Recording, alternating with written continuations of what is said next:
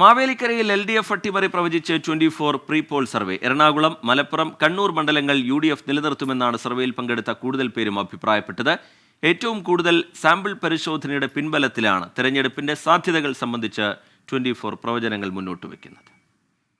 ഇഞ്ചോടിഞ്ചു നിൽക്കുന്ന അപ്രവചനീയമെന്ന് തന്നെ പറയാവുന്ന വൻപൻ വീഴ്ചകൾ സാധ്യമായേക്കാവുന്ന മലബാർ അടക്കമുള്ള മണ്ഡലങ്ങളിലേക്കാണ് ഇന്നും താരമണ്ഡലങ്ങൾ, സൂപ്പർ മണ്ഡലങ്ങൾ, ഡിസൈസീവ് ബിഗ് ക്വസ്റ്റ്യൻസ്, ഉത്തരങ്ങൾ. വെൽക്കം അഗൈൻ പ്രേക്ഷകരെ. 24 mega pre poll survey.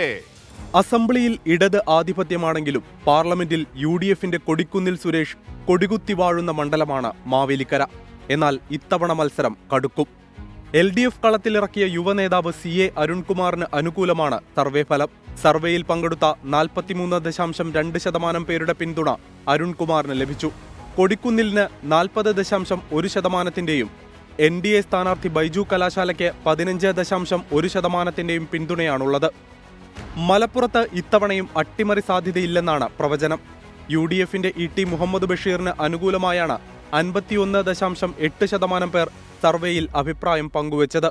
LDF സ്ഥാനാർത്ഥി V വസീഫിനെ 35.8% അനുകൂലിച്ചപ്പോൾ NDAയുടെ അബ്ദുൾ സലാമിനു വേണ്ടി കൈയുയർത്തിയത് 6.8% മാത്രം.